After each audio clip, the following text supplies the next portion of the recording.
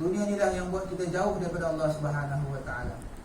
Dunia jugalah tempat kita menunjukkan tempat untuk kita beramal kepada Allah Subhanahu wa taala.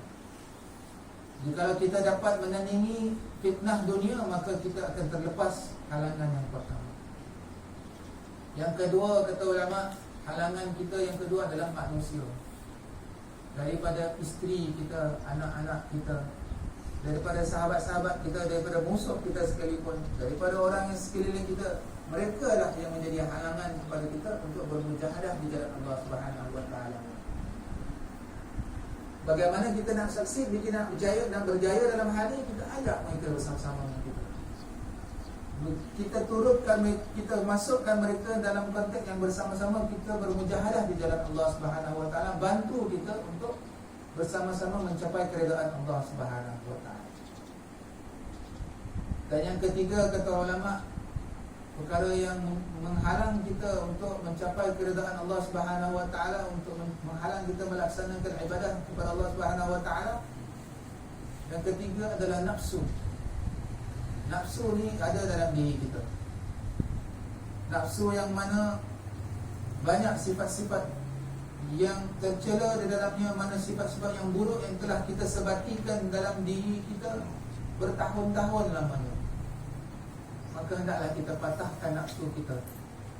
Kita buat amalan-amalan yang dapat melonggarkan ikatan nafsu dalam diri kita, seperti berpuasa, seperti bersedekah, berbuat baik kepada jiran, berbuat baik kepada saudara mara. Ini yang dapat menambahkan nafsu. Membuat satu perkara yang tidak bermihak kepada diri kita, ini akan melemahkan nafsu. Melebihi kepada orang lain, yang mana sepatutnya kita pun rasa nak juga. Tengok kalipat tinggal satu, kita nak kalipat ni.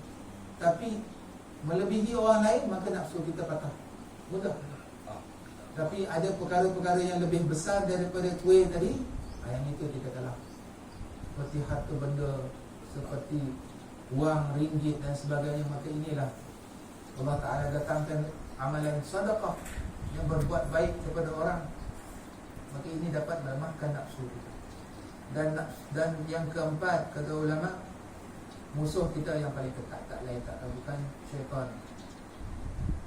Syaitan ini paling ketat dengan kita, paling rapat. Setiap mana pergi kita, dia ada. Duduk dalam tempat yang gelap, dalam gua sekalipun dia ada. Dia senantiasa membisikkan perkara-perkara yang kalau boleh menjauhkan kita daripada Allah Subhanahu wa taala. Dan kalau dia tak dapat, dia nak menggoda kita ni rajin bersolat, rajin berzikir dan sebagainya, kalau dia tidak dapat menolak kita daripada melakukan perkara tersebut, dia akan lalaikan kita. Sambil-sambil kita semayang, kita teringat dah macam-macam kita teringat.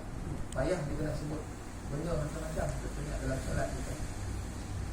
Kita teringat tentang harta benda lah, kita teringat tentang hal-hal yang tak sepatut kita ingat dalam solat, yang mana waktu lain pun kita tak pernah ingat pun. Maka inilah adalah 4 perkara yang ulama gariskan yang menjadi halangan bagi manusia untuk mencapai qalbun salim, keredaan Allah Subhanahu wa taala. Tuan-tuan yang dirahmati Allah Subhanahu wa taala, ulama berpesan, para nabi anbiya yang salihin yang terdahulu pun berpesan kepada kita. Berpenatlah sementara di dunia yang kehidupannya tidak kekal. Berpenatlah sementara di dunia yang kehidupan yang tidak kekal. Kerana apa? Akhirat jugalah sebenar-benar kehidupan yang kekal, yang pastinya kita pergi kepadanya, pasti kita sampai kepadanya, dan seharusnya kita mengharapkan kebahagiaan ukhrawi yang berkekalan di akhirat. Daripada peristiwa hijrah juga adalah hijrah diri kita ini kepada akhlak yang lebih baik. Banyak kita saksi, kita lihat umat-umat Islam sekarang, mereka ni semakin luntur, makin berkurangan akhlak dan adab mereka. Ada manusia yang meninggalkan kehidupan beragama Islam, mereka dah Islam dah, tapi meninggalkan kehidupan beragama Islam, yang mana seharusnya Islam inilah yang satu-satunya membawa mereka ke alam kebahagiaan di dunia, apatah lagi di akhirat.